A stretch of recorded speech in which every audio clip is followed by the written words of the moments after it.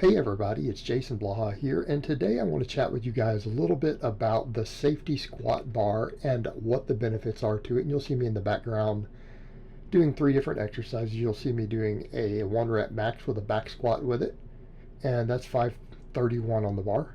You'll see me doing deep box squats. You'll see me doing good mornings. And these are all exercises you can do with this bar.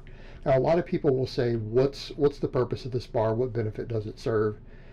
If you're wanting the benefits of, say, a front squat, this provides very, very similar benefits to the front squat. Not quite to the degree that it does.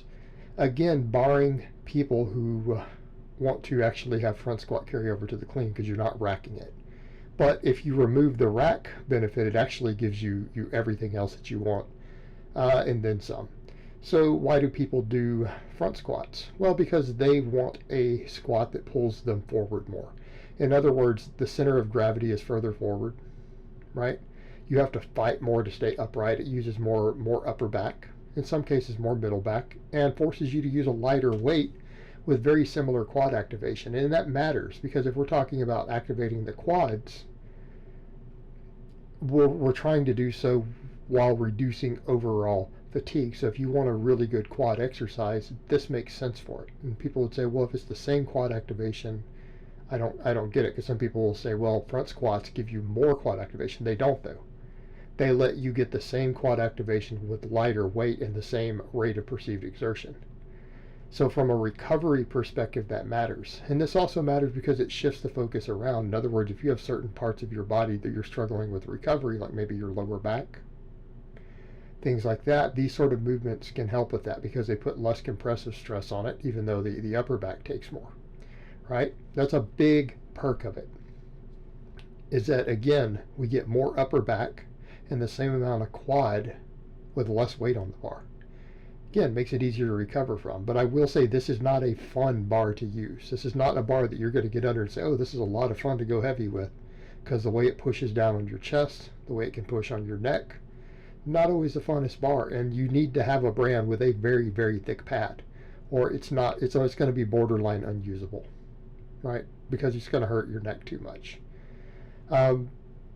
So this bar was created to do that. It was also created for the purpose of reducing shoulder stress, because squatting in general over time, but particularly for anyone who has shoulder issues, and like for me, I had a bunch of these bars when I dealt with a shoulder impingement for quite a period of time that I got from doing ring pull-ups to a dead hang, right, for higher reps.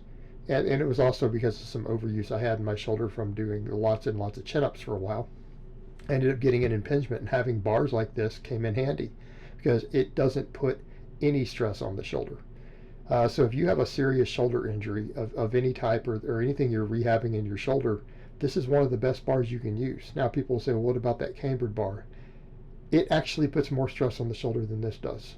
I have found cases where occasionally my impingement was slightly irritated but bearable with that bar. With this bar, you don't feel anything. So in that context, this bar is superior for that, right? And it allows us to squat when dealing with certain types of injuries. You know, and a lot of the specialty bars that exist are there to work around these sort of shoulder issues, right? People with different issues in general and injuries, but particularly shoulder ones, these different bars allow us to continue to train and continue to train heavy around those because they change the emphasis through the body. And I find that this bar in general is easier on the lower back than some of the others. Now, I would argue, I personally feel like it doesn't hammer the glutes and the erectors of the low back as well accordingly. But it also tends to be very, very easy on your low back. But the exchange is that it just destroys your middle back and your upper back. You know, a lot of people say, oh, this is just for upper back. I don't think it's just that. I feel like it hits lower traps super hard. I feel like it hits the erectors and even the lower lats better. Right? This bar, especially when we start doing things like good mornings, because it changes the moment arm, this bar rides so much further up your back that it puts more leverage onto your middle back than other bars do, like on a good morning. Right? Because other bars are going to be further down your back. They're going to be maybe down to your rear delts almost, depending on where you place it. Okay, that when you're bent over creates a shorter lever. And even though you're using a lot more weight on those bars, I feel that weight gets taken up by the lower back more. This bar, I find, hits things like the middle back so much harder on a good morning that I have actually pulled a lat while doing it. You guys remember that? I was doing a 1 rep max against chains with this bar on a good morning and actually pulled a lat. Didn't hurt my lower back, it pulled my lat. So it really, really hits the middle back. The middle back plays an enormous support role when you're doing good mornings with this bar. And I feel personally that it does it more so than the other bars. And again, it's because the bar is moved further up. You have a much longer moment arm between not just your lower back, but really your middle back. You're forced to use a much lighter weight, but I personally feel like because there's a slight tendency with this bar to round the upper back a little bit, that the middle back gets just destroyed with this bar. I mean, destroyed in a good way. The stimulus is very, very high there. All right. I also feel like it hits the hamstrings really hard. Just me personally, and I've had a few clients note the same thing. They really feel hamstrings more when we switch to this bar for the good mornings. And we're doing it with a lighter weight because we start looking at maxes. The most I have ever maxed, at least at the time of this video, with a good morning with this bar is like 421. I can do well over 500 pounds with all my other bars on the good morning, right? And then we come over to the squatting, the same thing. I have a 70-pound disparity between this bar and some of my other bars. It's just harder. So a big perk there is that to get the same stimulus and perceived exertion, we get away with a lighter weight. And we're still lifting heavy, keeping in mind, I mean, a 1 rep max is a 1 rep max. A 5 rep max is a 5 rep max. A 10 rep max is a 10 rep max. I mean, from a muscle perspective, it knows what that tension is on that exercise. It's just that it distributes the load differently. And that is, again, one of the really big perks of this bar, is that it lets you distribute the load differently. When you want to avoid overuse, or you want to have, again, less stress on your shoulders, maybe less stress on your low back, as far as compressive stress, this bar does a better job for that.